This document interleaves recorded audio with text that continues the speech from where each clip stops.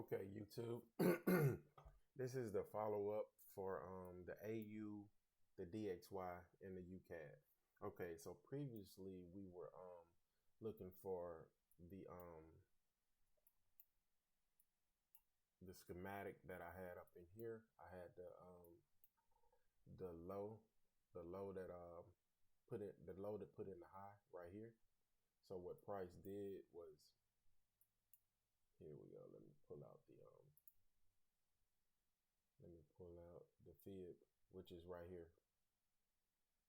Okay, for y'all that can see, for people that can see it, this is the low that I'm talking about here. This is the low right here with this wick, and this is the high right here.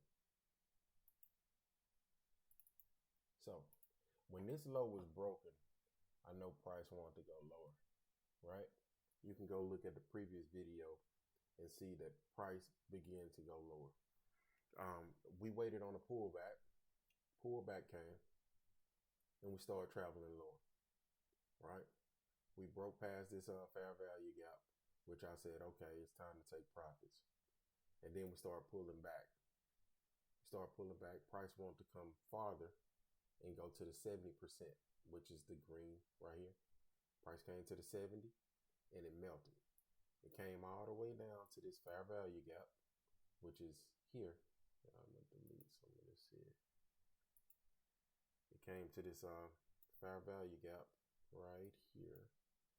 I'll move this over so I can delete this and put it back. So, all right, delete that. It came here to this fair value gap, which is right here. Let me get this tool. All right, came tapped in there. You can see the fair value gap, which is this wick. I'm gonna try to draw it out so because people don't know what a fair value gap is. Let's get this here. This wick right here on this candle, and this wick on this candle here. So you got 1, 2, 3 candles, and the gap in between those wicks, the first and the last candle, is the fair value gap. So after price came through, it went to this fair value gap and came up and broke the high. So this is no longer valid for the schematic, right? This is no longer valid. So right now, what I'll be looking forward to do is I would take on this leg. Since we going higher, I take on this leg right here, letting the fair value gap be at the bottom of this leg. I'm gonna delete this here, and I would get my schematic out, and my fib out, and I'll draw it from this leg up to this high, right? Unless it keep continuing higher.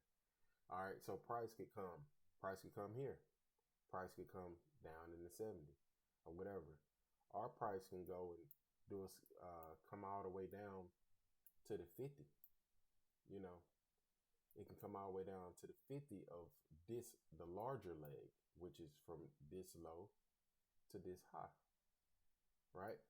You don't really know until you see a schematic. You start seeing like breaks of structure, changes of character. A change of character is like when you see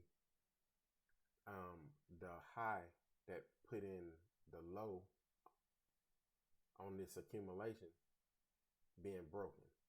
So here how I like explain it to you so you can know. All right, so this is the high that put in the low. The low got broken right here. Low got broken here, took out this right here, came back and mitigated this demand. It would be a demand zone here at this point, and price would take on off, right? So that's how the schematic works. And you will have this schematic on a lower time frame. You could see it on a lower time frame, right? When it happens, like whether it happens here, here, or here, wherever it happens. If you're watching the chart or whatever, you'll know when it happens because you will get the break of structure and the change of character all at once. So you use AU in conjunction with DXY, the DXY. Now, as the DXY goes down, AU will travel up, right? Okay. So the DXY, as the DXY goes up, AU will go down because that means the dollar is stronger. I'm trying to say it slow so nobody get confused. All right. So as the DXY, hold on, that's gold, I'm sorry. As the DXY goes up, AU should be traveling down like this. AU should be going down. You know, if we have an our schematic here, what I would look for here, let me delete this. What I would look for here, I would look for this high being put in by this low. It'll be like this. Boom. This low is broken, which is right here, this low being broken. And then I would look for a mitigation at like 50%, right about right up in here. 50%. This is 50% of this leg. I would get here and price would melt for me. You know, that's how I would be trying to trade that right there. If this, then that happens. If not, I wait and see what else has happened so I'll know exactly how to trade AU. Okay, this is the Wyckoff smart money method, by the way. Okay, so here on a UCAD, as the DXY goes up, UCAD will go up. If the DXY goes down, UCAD will continue to fall. So right now, we are at a fair value gap on DXY. I mean, well, we are at an order block on DXY right here. If price creates a schematic here, and say we break this high that put in this low, I'll be looking for a mitigation. I'm gonna try to turn this in. Let me delete this. If you can see here, if price comes up from this low and creates a high, right? And then comes back down and mitigate like 50% of here and takes back off, the DXY would be bullish. So this is how it would look if you pull the fib on that leg, right? So when you looking to buy, you know what I'm saying, you start when you're looking to buy, you start at the bottom of the low and you pull it up and you see how